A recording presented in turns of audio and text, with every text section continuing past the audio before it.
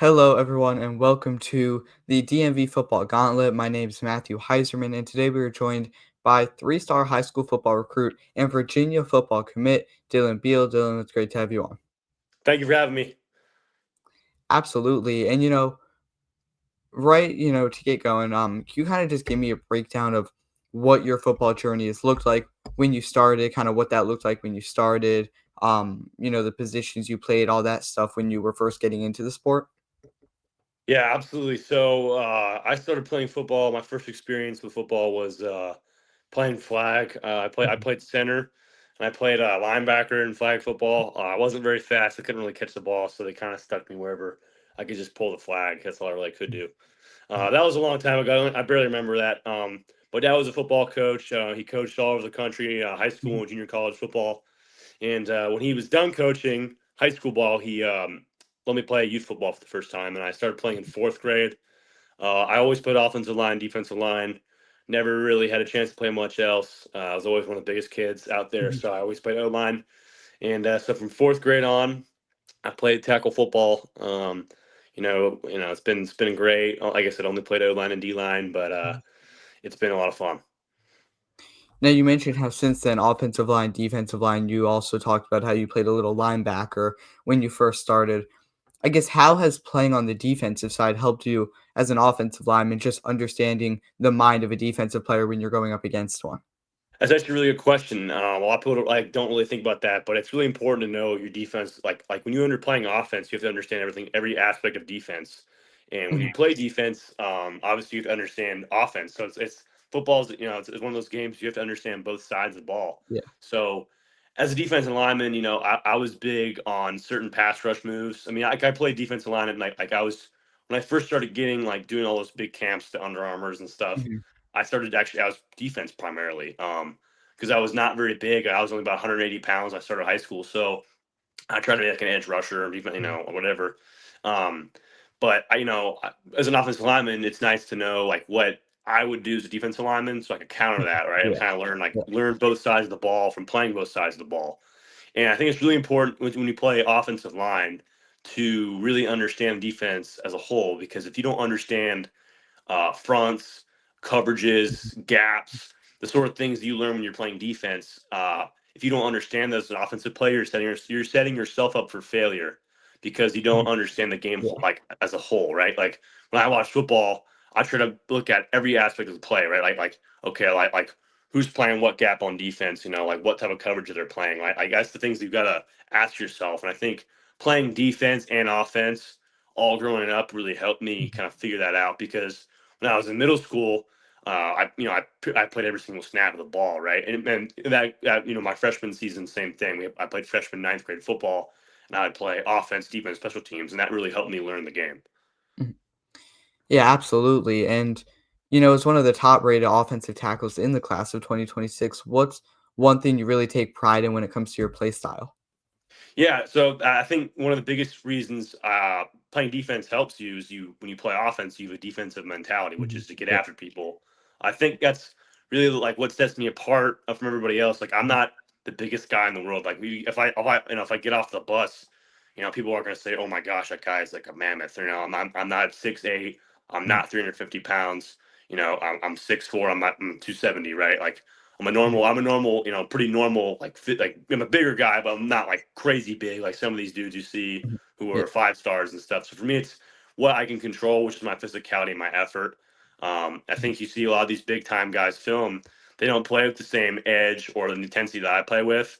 And for me, I pride myself on that because I can control that, right? Like Mhm. I can't control my size, I can't control how big my Right. hands are, but I can control how I get off the line, how I like love football, and how I can really like play the Mhm. game the right way. So that's what I pride myself, and I pride myself being an old school, like just physical, nasty football player. Yeah, I love that. And, getting into the recruitment process a little bit, Yeah. on October 6th, 2023, you received your first ever offer from Indiana Yep. University. And I Yep. know I know that came after a big win, so I'm sure the vibes were pretty high. Yeah. Yeah. It was When you awesome. yeah, when you received that offer, what did that feel like? What was going through your mind during that moment? Yeah. So it was really a cool deal. So the Indiana, my dad Mhm. I've been friends with Coach Tom Allen for a long time. So him and Tom never really texted about me at all, right? It wasn't ever like, okay, you got to recruit my son. It was more just they were they had been friends for a long time. And Coach Mhm. Allen is a fantastic person. He's a DC at Clemson now, and I mean, I met him in my recruiting process. He was awesome. But so essentially, kind of there was a guy in the area from Indiana. My dad reached out to Tom and said, "Heard you have a guy in the area. There's a lot of good players we have." Didn't mention my name at all. He just said like, "Hey, we got some," because we had some guys that are great above me who were good players. My dad was like, "You should look at these guys." And again, didn't say my name, but the coach came through. He was a recruiting guy named Steven Ruzick, and he's at Tennessee now. Mhm. But so Steven came through, and he I sat down with him because at the time you can't actually really talk because you're a sophomore. Yeah, So yeah. I just kind of said hello, goodbye. You can't violate the rules, right? So Mhm. he couldn't actually offer me in person. He couldn't say like, "Hey, we're going to offer you." So I didn't know if I'd offer or not. It was a pretty quick, just hello and goodbye sort of thing, so we can get his eyes on me, do a little Mhm. eye Mhm. test, Yeah. and so that was Thursday, and then we played the game on Friday night. It was our homecoming game. We win. It was a tough game, but we came in. We had a big. We won like 40-40, just 40-0, 42-0, Mhm. whatever.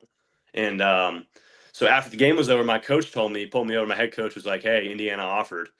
And so that for me, I had no idea. I didn't have really have any suspicions they were an offer. I was just like, whatever. I said hello and goodbye. But turns out they really like my film. They really like my Mhm. frame, so they offered me, and that was big. I mean, early on in your process, you get a Big Ten offer. It's a big way to start it off. So I remember I was on cloud nine. That was probably one of my favorite moments of my whole life. Like I can't remember being so excited about something. I ran to the locker Mhm. room, told my teammates, everyone was fired up for me. It was really an awesome, really great experience. Like it was very surreal, and I'll remember it for my whole life. Now, a lot of people say that the first offer is the hardest one to get. Were you kind of expecting your recruitment to pick up as much over the next few years as it ended up doing? It was kind of one of those. It was kind of one of those things. Like when I got my first offer, I was a little undersized. I knew I was going to have to gain a lot more weight to start picking up, Mhm. more offers. So I just took that mentality and just kept working, kept eating, kept lifting, kept doing all the things the right way. So really, I didn't get any offers until the next January, which was a contact period. So really, I didn't hear much from their coaches. I went to a few games, but again, I was only about 230 ish, that 235 at that time. But then yeah, once the contact period started up again, I was about 255. Mhm. So when schools came through, they're like, okay, he started putting on some serious weight. He's got really good film. I mean that my sophomore year we played against a lot of really good players. So I had pretty good exposure to a lot of good talent. We played at Milton High School, Mhm. which was like top five team in the country. We played against Georgia commit. I had good film at that time, but I Mhm. think them seeing I put on that weight and I was committed to it fully, showed them that I was willing to commit to playing the next Mhm. level. And so I started picking up a bunch in that contact period in January. Got my offer to like six or something like that, 6 or 7. Yeah. Then spring ball came around, and this is where I hit a lot of the schools. I saw pretty much every school in the SEC in the spring of my spring summer going into my junior year. I went everywhere to try to see everything. I picked up a lot of offers during that time as well. So that was a big off season, and at that point kept gaining weight till I got to about 285 at that point. So I think once I got to that heavier weight, showed people I was committed. I think I started getting a bunch of big offers from big time schools. And then one of those big offers was from University of Virginia, where you committed to on January 31st. What went into that decision? When did you kinda know they were the best option for you? Yeah, so really, so Virginia offered me in August of 2023. Was not, it was like I think it was like maybe my 12th offer. So I was already, kind of in the process. I was starting to figure, for a while, I thought I was leaning certain places. I'm like, I might commit there early. Like I wasn't sure. I was kind of thinking about Mhm. committing early, but Mhm. I'm glad I held out because I got it from UVA. I remember I kind of just I DM'd Coach F out of the blue. I was just kind of DMing schools I hadn't heard from much, and I DM'd Coach Mhm. F, and this was like in June of that year. DM'd him my film and just said like, hey, like I know UVA is a fantastic school. I'd love to get a chance to go play here, and then it kind of grew from there. Right, Coach F started calling me, and we kind of talked on the phone, and actually. I didn't make a visit to Virginia when they offered me. A lot of times they kind of wait for guys to see it in person, but they went ahead and offered over the phone before I even went there. And when I went there for the Maryland game, I completely loved it. I thought it was Mhm. awesome. So I went to two games at UVA. I was at SMU game. I went to Maryland. I wasn't committed at that point, but I really, really liked it. I really felt like UVA was going to be a special place in terms of like the Scott Stadium and the facilities and everything. I really enjoyed it. So coming into January, I knew I was going to probably commit somewhere pretty soon. I wasn't going to wait until like the summer period just because um, the offers are first come, first serve. Yeah. I'm not, like I said, I'm not freakishly big. So it's like, you gotta go where you're wanted. And so I went to visit to a school that I really liked. I picked up an offer from that school, but I did not like the coaching staff as much. And I did not feel it's the same vibe as I felt at UVA. I didn't feel like home. Mhm. So I was in the airport and I called and I texted Coach Chef like, "Hey, I'm going to call you tomorrow morning."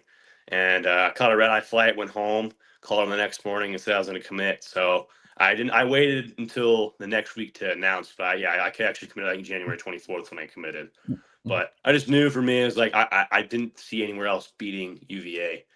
Just Yeah. because of a lot of factors, academic, athletic factors, and the facilities and everything like that. I just knew UVA was the best spot for me across the board, and I really believe in what the program's going to do.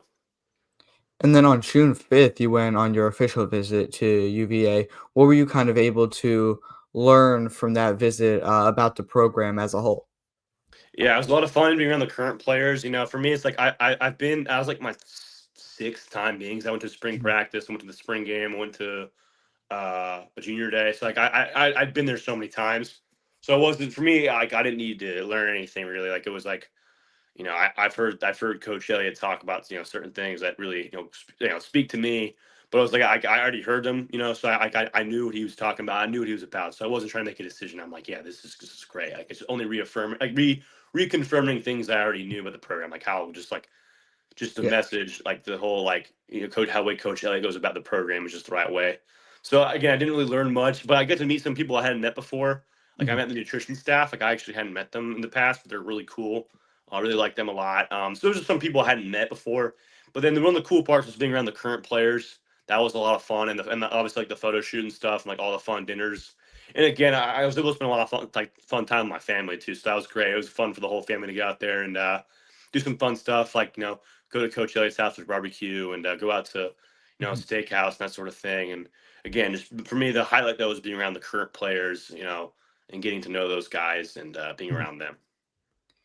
Now, something I see a lot is that when people on X or Twitter like announce where they're going to go, their official announcement, if it's UVA, I'll see you in the comment section a lot Yeah. saying, Oh yeah. let's Yep. get it, congrats, stuff like Yeah. that. Yep. Um, what does that relationship look like? Have you been able to get in contact with any of the other 2026 players? Yeah, early on, I mean, I was the second commit. But I Mhm. had met Eli Hamrick, who was the first commit, the quarterback Yeah. for UVA. I met Eli at the SMU game. We hit it off immediately. So I believe the plan is of right now for me and Eli to actually room together when we first get there. Nice. Eli's really cool. I really like Eli a lot. He's got a great story. He's an awesome dude. But so it's kind of throughout the process. Justin Spiros is the GM of recruiting, Mhm. and so throughout the process, Spiros would send me numbers of kids that are trying to lock in. So numbers and like their number and their Twitter and all that stuff. So they would, he would send them along. I would try to hit them up, send them a text, send them a DM or whatever, get them on the phone. But like Mikey Gilday from the Hun School, Mhm. I really like hit it off with him as well. We were texting back and forth before he committed. He FaceTimed me before he told Coach Elliott and Coach F. So Mhm. like we're building that relationship. It's important Yeah. to have the O line be tight. So I really like Mikey, and then some other guys too. I mean, I haven't been able to meet them in person yet because a lot of the guys who are on my OV actually end up going elsewhere.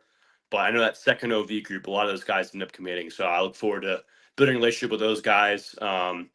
Derek Uran was on my OV from Mhm. the guy we flipped from Cincinnati, and he was cool. So I look forward to getting to know these guys and building a relationship with all of them. So And recently, the other day on my podcast, I had Jayon Williams, who yeah, is a yeah, yeah. St. Francis Dude, quarterback. he's a dude, man. He's a He's dude. He's he, he's a very physical guy. And mhm. I heard he's really. I saw a picture of him. Like, dude, he's jacked, Yeah.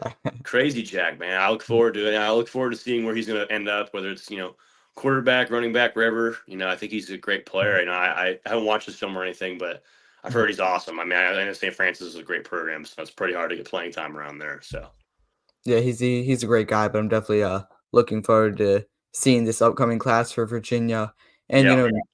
now that you're in the off season and your recruitment is done, obviously, can you kinda just break down what a typical day looks like for you in terms of practicing and training? Yeah, so for me right now, I'm actually the GHSA has like a dead week right now, so I've been off this week. But I'm kind of a gym rat. I love working Mhm, out. I go to the gym. I generally work out like I'd say 9 times a week. Like a lot of times I'll lift at school, have practice, then go back to the gym a lot of times, and then I'll mix in like recovery and stretching sessions as well. So I'm pretty regimented with my schedule. Like I don't I also have a job at a golf course, which is a pretty like it's a pretty physical. It's like a pretty like upbeat. You're moving around a lot. So mhm, um, it's kind of like my average day would be like wake up probably like average like football practice day would be like wake up at 6:30, mhm, lift, have practice, then like run a little bit, and then like go home and then go lift again. And then yeah, so that's kind of my day. I love working out. I love the process. I try to get training on the side when I can. I go out to the fields probably once a week and get out and just do stuff on my own or with my dad and work on my sets, work on my technique, work on my steps, everything like that. So and then, obviously, Georgia is one of the top high school football states in the entire country. it's the best, man. It's Mhm. number one, dude. I'm Oh telling you. oh, over Texas? Oh, I'm telling you, man. The rules around here, we're able to hit so much. Where it's that I Mhm, think guys are just so much more physical than anywhere mhm. else. That's also obviously a lot of personal bias, but Yeah, yeah. yeah, I think top to bottom, 6A Georgia football, it's hard to beat, man. There's so many good Mhm. players. Absolutely, but, obviously, there's a lot of pressure that comes with that, and how good Georgia is as a high school football state. So, heading into games, are there any superstitions you have, maybe some music you like to listen to get yourself in the right mindset? Yeah, I have like my own personal cut of like Rocky Four. I Mhm, watch like the same scenes of it. Like fast forward like a good bit mhm, of it because I don't really care about Rocky and Adrian. I kind of skip forward mhm, that parts. But I watch certain things and like mhm, I'm really into like Ray Lewis too. Like I really like Ray Lewis. I mhm. listen to my Ray Yeah. Lewis like motivational talks. It gets me pretty psyched. And then I listen to a lot of the same. I listen to a lot of the same. I listen to a lot of old school like hip hop. Oh, yeah. So and I also listen to a lot of Big X the Plug. I'm really into Big Mhm. X, so that Yep. stuff gets me going. But yeah, no, I mean I'm not like super superstitious or anything, and like I think it's awesome because I mean every week this year I was going against a Division 1 football player, and that just makes you better. And you're really earning a chance to play power forward when you're going against other power four guys. Like some of these guys, they go against like not from me, but they go against bums the whole year and they just throw these little dudes around. I'm like, I watch their film, like, dude, I would love to go against some of these guys, but at the same time, it's better to go against the Georgia commits, right? Like, I've already gone Mhm. against like 4 Georgia commits in high school. I've gone against tons of SEC commits, like Alabama. I've been against Arkansas, 2 Arkansas. I mean, I've been against tons of guys who have Power Four offers, and it just really makes you better that way. Playing against elite competition, and it's awesome to Mhm. be a part of it. Now, are there any NFL offensive tackles that, you try and model your game after, or take inspiration from? Yeah, I mean, everyone's gonna say Trent Williams. I mean, Trent Yeah. Williams is a G. I mean, Trent Williams is he's that guy. So I love Trent Williams. I really like. I mean, I play tackle now, but I probably been playing guard in college. My favorite guard in the NFL is Mhm. probably Wyatt Teller from the Browns. Yeah. A lot of people probably know who Wyatt Teller is, but if you watch Wyatt Teller play, Mhm. that dude's a G, Mhm. man. He gets after people. I love it. So I really like Wyatt Teller a lot. And then like I really like some of the old school offensive linemen too. Like I'm really into like John Hanna from like the Patriots back in like the old Yeah. days. Like a lot of people don't know who that is, but I mean he was a G. Mhm. Mike Webster from the Mhm. Steelers back in the Mhm. '70s. I mean, I really like. I'm really into like old school football Yeah. in general. So like I really like those are the dudes I really like. But like, current players, I would say like Trent Williams, Quentin Nelson's really good. Um, he retired recently. Like Marcus Pouncey was one of my Mhm. faves. He was really Mhm. good. Definitely. Um, and then yeah, so I'd say, but if I had to pick one current player, I'd say Trent Williams because he's the man. He's Mhm. Trent Williams. So Now, I can tell that you definitely obviously, watch a lot of film from current and older Yeah. players, but when you're watching a game live, what does that look like? Are you watching the whole game? Or are you looking at the offensive line? What's going on there? Yeah, so like I said, my dad was a football coach, so we kind of watch the game a little differently. Like I don't really like watching football with people because like I actually like watching the game. Like if I'm gonna sit down and watch a game, I'm gonna watch it. Like so, like I said, I can be anything from like watching the offensive line, obviously, and that's probably where my eyes generally gravitate to is the most. Mhm, But again, I feel like I kind of watch the game at a different speed. Like I'm able to see penalties really quickly. A lot of times if someone holds or block in the back, I always see it. So it's like I yeah, feel like yeah, like my eyes kind of just travel from place to place. It starts like I don't really watch the ball a lot of times. I do watch other things. I'm not one of those people who like just watches like OBJ Moss and people. It doesn't excite me as much as like watching good mhm, football, like good mhm, defense, and then good offensive line play. But again, yeah, I would say really like I get I really like invested when I watch games. Like I really like, watch the whole thing and like try to like picture like what each play the offense was running like what like either like what rushing play they're running or like what type of route tree they're running. And then on defense try to like look for the front, look for like how many backers they have in the box, how like what type of coverage they're playing. Like I try mhm, to watch for those things. I try to watch the whole try to see the whole picture develop so I can actually like learn the game from watching the game. Like some of these guys, they just sit around on Sunday and don't learn anything. But I really try to listen to the commentators and watch the game, so I actually like enhance my knowledge of football. mhm, mhm. Are you a Falcons fan? No, I'm a Bears fan. Mm, My dad's family all comes from Chicago. Like they're not like no, he didn't grow up in Chicago like his mom, his parents did. So the Chicago has always stuck with us. So I'm a huge Cub. I'm wearing a Tampa Bay Rays shirt right now, but I'm a huge Cubs fan and a huge Bears fan. So mm. Bears a lot of times hasn't been very good sledding, but I do love the Bears. So Well, I mean, Caleb was one of the most sacked, QB, or I think the most sacked QB last season, yeah, so no, he was, he was, no, he but was. now It was now if frustrating. you wanna if you wanna look at the offensive line, they added, Drew Dahlman, Joe Tooney, Jonah Jackson, so hopefully if Yeah, you're, paying yeah. attention to Joe them. Tooney is another one. I do like Joe Mhm. Tooney. Yeah. He's a beast. I thought what he did last year, he struggled in the Super Bowl, but him playing left tackle Mhm.